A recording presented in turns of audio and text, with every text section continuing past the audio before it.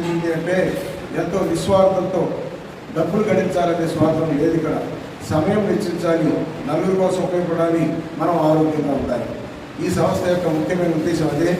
ఆ విధంగా ప్రతి ఒక్కరూ కూడా గురువులు అయిన తర్వాత ఈ విధంగా ఎంతో దూరాలకు కూడా వెళ్ళి మరి ఈ సంస్థ గురించి కానీ ఈ యోగా గురించి కానీ మేము వ్యాప్తి చేసి ఎంతోమందిని ఆరోగ్యవంతులు తయారు చేసి గురువు గారి ఆధ్వర్యంలో సుమారుగా 3 లక్షల మంది ఇప్పటికి దాదాపుగా యోగా ద్వారా ఆరోగ్యాన్ని పొందారు.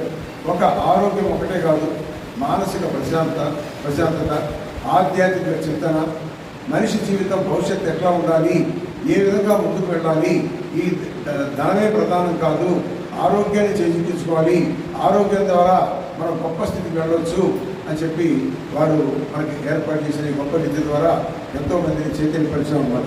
కాబట్టి ఒక ఇంట్లో ఒక రోగి ఉంటే ఆ రోగానికి డబ్బులు, మందులు, హాస్పిటల్స్, ఆపరేషన్లకి ఖర్చు అవుతుంది.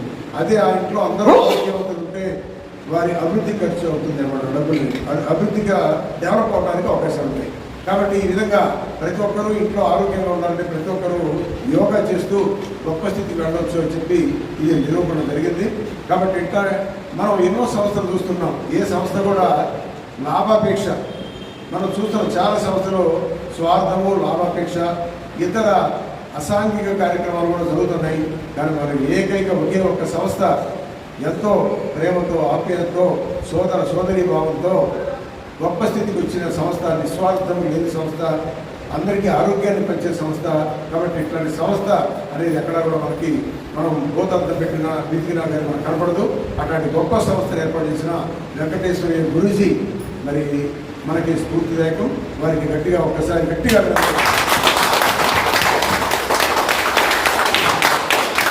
ఈ సంస్థలో నేను గురువుగా ఉన్నందుకు నేను కూడా గర్విస్తున్నాను. ఈ సంస్థలోకి నేను వచ్చి సుమారుగా 24 సంవత్సరాలు ఇప్పటికైంది. మరి ఎంతో పట్టుదలతో జీవితాన్ని ఆశీస్సుని నేను కూడా పుడిగిపుచ్చుకొని దాన్ని వ్యాప్తి చేస్తూ వారి అడుగుజాడలో ముందుకు నడుస్తూ ఈ భవానీపుర శాఖ ఏర్పాటు చేసిన తర్వాత దీంట్లో గురువుగా, ఇప్పుడు ముఖ్యమైన గురువుగా నేను కూడా ఎన్నో 188 శిబిరాలు చేయడం అంటే ఇది మామూలు విషయాలు. ఇంకా ముందుకు వెళ్తూ ఎంతో మందిని చైతన్యపరచాలని చెప్పి నేను భావిస్తున్నాను. ఇట్లాంటి అవకాశం ఇచ్చిన గురువు గారికి ప్రత్యేకమైన థ్యాంక్ యూ.